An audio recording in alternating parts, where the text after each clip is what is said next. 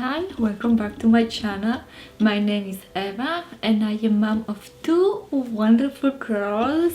They're 16, 17 months apart. So if you wonder if you can survive the first week, month, whatnot with a newborn, then I will tell you, you can. And I hope my video will put a little bit calm on your nerves so you can take a deep breath and see that everything is going to be all right. This is going to be a mom to mom talk. I am not going to tell you which swaddle, which pacifier and which bottle you should use. Instead, I want to talk to you like a woman to woman, mother to mother, and I hope we will have some conversation in the comments later on. So if this is something you came for, then please keep watching.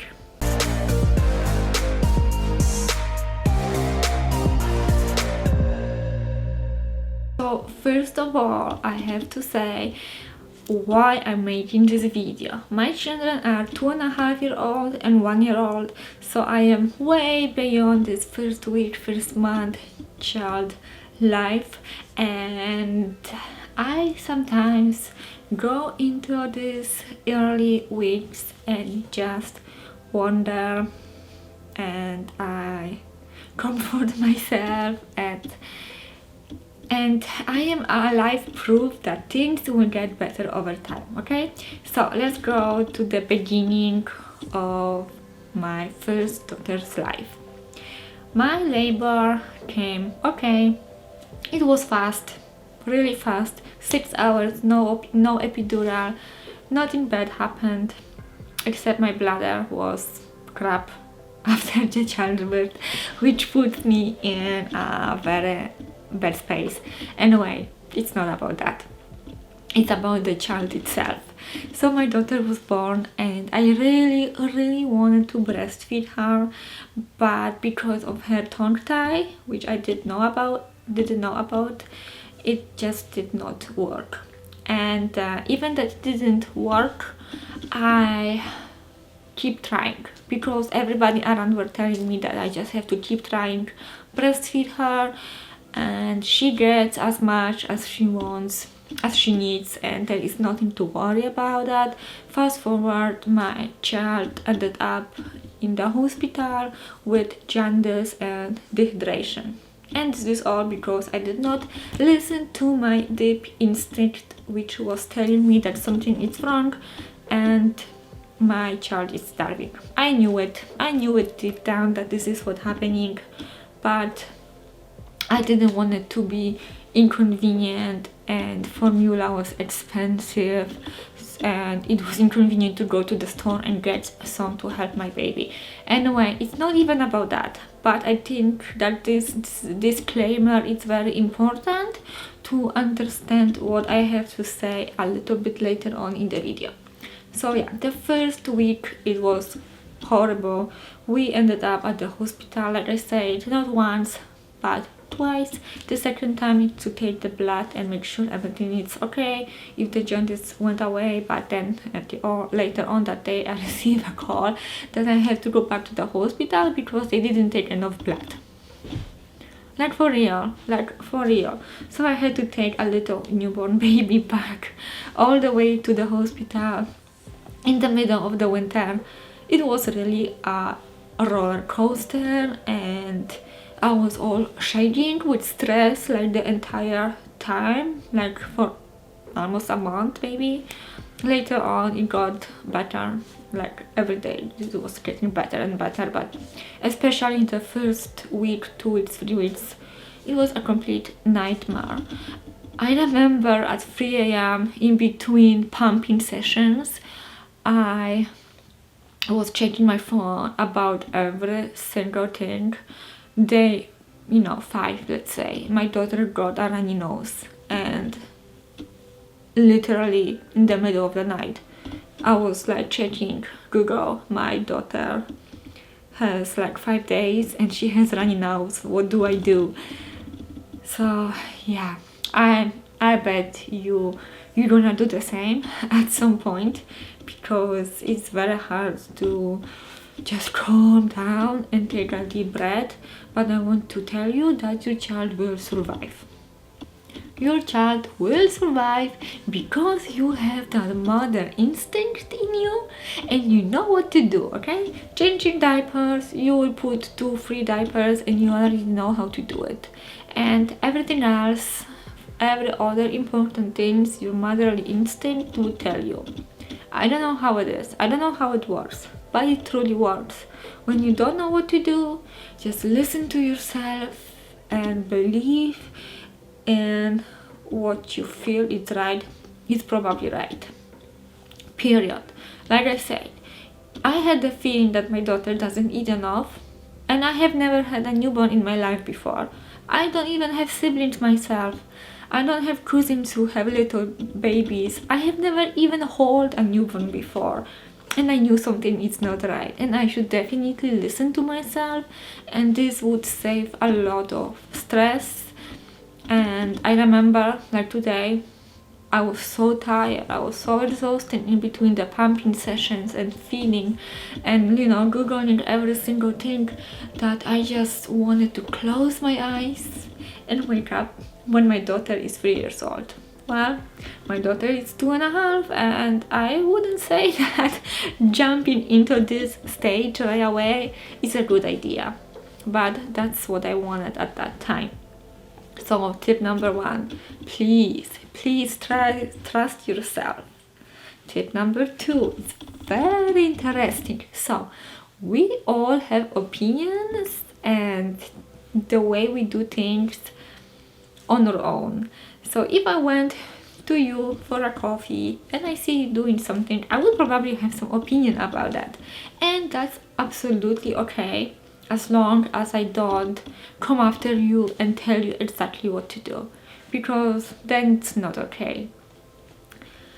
And that's what happens to first-time moms. Everybody is coming after them and telling them what to do. So tell these people to just get lost, because they don't know what's the best for your children. And what's even funny, everybody have different opinions at the same topic. So one mom will tell you this thing, another mom tell you this thing. And yeah, here is a little bit of a story. So when I was at the hospital with 1 day old baby, or even 0 days old baby, she was wrapped in those like swaddle blankets and she was naked. I received a call from my grandmother from Poland. She never called me before because the calls are very expensive and she used her cell phone, okay? She's calling me all angry and demanding from me to dress up the baby because the baby is cold. How does she know my baby is cold? Maybe there is like a 30 degrees in the hospital. How do they know? Well, this is a cultural thing, because in Poland, kids are overheated. They think that if the kid has a cold feet, it means that the baby is cold. And you cannot explain to them that the baby cannot regulate its own temperature and their feet are cold all the time. And it has nothing to do if they feel cold or they feel warm. In fact, it's better if the kid is a little bit cooler than overheated. Overheating is horrible. It can lead to like many problems. Anyway, yeah, that's when the opinion started. As the kids grow and grow, there is more and more opinions and advice. Some of them advice are valid, some of them are crap. But my point is, listen to yourself. Like, once again, you know best, and even if you don't, maybe it's a good idea to, of course, educate yourself on the topic all the time. I do strongly believe in research, but if you do baby-led weaning or if you do purees, the result is going to be the same at the end of the day. The baby will eat eventually.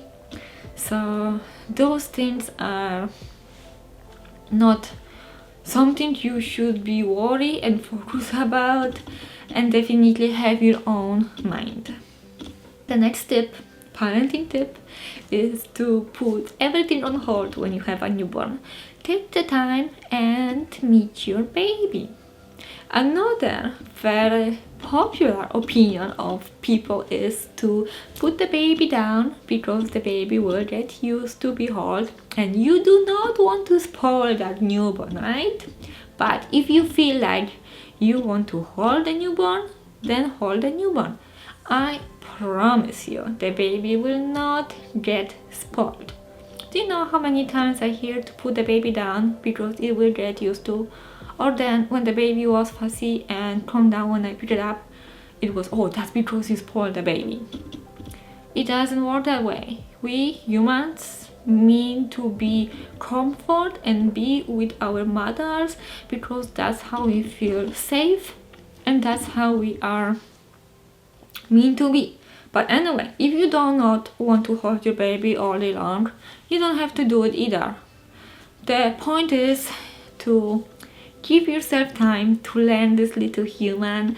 I promise you, the journey is going to be very interesting and full of joy and tears, but it's your journey and you are a new mom, perhaps mom to be. So just give yourself time, put everything on hold. You don't need a clean house at that moment, and if you want dinner, just take a takeout or ask your family member for help, which is another tip. If you need help because you feel like it's too much, it's okay if you ask relatives or a friend for help. I am 100% sure that they will be happy to come and help you out. We just have to sometimes use our voice and reach out to people ourselves. Please don't forget about yourself, about the fact that you are not only a mother, that you are still a woman, a human being with your own dreams and your own purpose of life.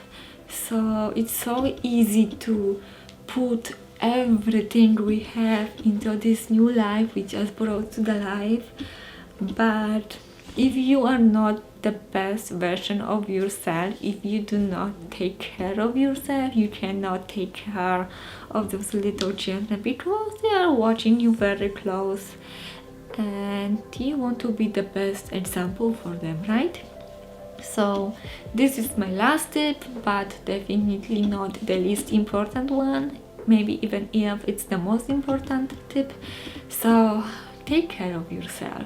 And with this little accent, I would like to finish today's video. I hope you enjoy it.